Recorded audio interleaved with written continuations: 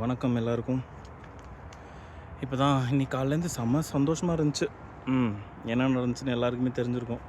என்ன சின்ன வருத்தம் என்னென்னா, எங்கள் அண்ணனை மட்டும் மிஸ் பண்ணது தான். எங்கள் அண்ணனை கூட சேர்த்து அடுத்த லாக்கப்பில் வச்சுருந்தாங்கன்னா, இன்னும் கொஞ்சம் ஒரு 2-3 பிரியாணி சேர்த்து சாப்பிட்ருப்பேன் இன்றைக்கி.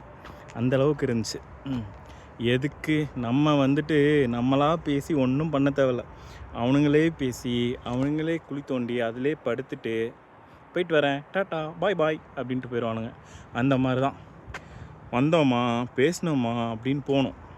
ஓகேவா?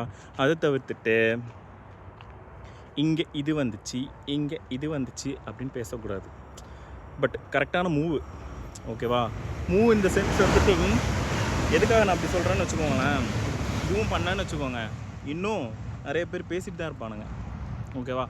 இதிலலாம் வந்துட்டு முன்னேற்ற கழகம் வேறு இருந்தாலும் இன்னொரு முன்னேற்ற கழகம் இருக்குல்ல, அந்த தலைவரை நம்ம பாராட்டி ஆகணும்.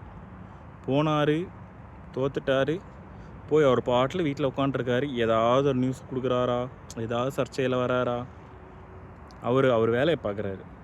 அது இல்லாமல் இந்த முன்னேற்ற கழகத்துலேயும் உள்ள தலைவரும் எங்கேயும் வர்றதில்ல, எதுவும் பேசுகிறதில்ல, தேவையில்லாமல் பேசுகிறதில்ல, எதுவும் பேசுகிறதில்ல. உங்களுக்கு என்னடா நொன்னைங்களுக்கெல்லாம் வருது? உங்கள் வேலை என்னமோ அதை மட்டும் பார்த்துட்டு போகணும். அதை தவிர்த்துட்டு தேவையா? 3 மாதம் தான் ஆகுது. ஓகேவா? அது இல்லாமல் எங்கள் அண்ணா வேறு முந்தானத்து வேறு பேசினதெல்லாம் கேட்டேன். ரொம்ப வருத்தமாக இருந்துச்சு. அவர் வேறு வருத்தப்படுறாரு. இடைத்தேர்தல் எப்போ வரும்னு கேட்குறாரு.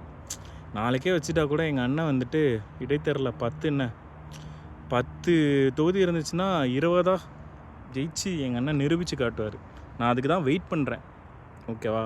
அது இல்லாமல் அவர் இன்னொன்று என்னமோ சொன்னார், நரம்புலாம் வெடிக்குது எனக்கு, நான் இப்போவே வைங்க அப்படிங்கிறாரு. அடுத்த செக்கு அங்கே தான். என்ன அவங்களெல்லாம் அரெஸ்ட் பண்ணி பெரியாளாக்கி விடணுமான்னு யோசிக்கிறாங்கன்னு நினைக்கிறேன்.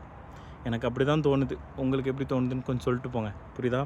அதே மாதிரி நம்ம சாட்டையண்ணனோட அப்புறம் இடுமானம் கார்த்தி, அந்த மேல் பொறுப்பாளர்கள், செயலாளர்கள் இவங்கெல்லாம் வந்துட்டு ஒரு ஜென்சி மீட் மாதிரி வச்சுருந்தாங்க.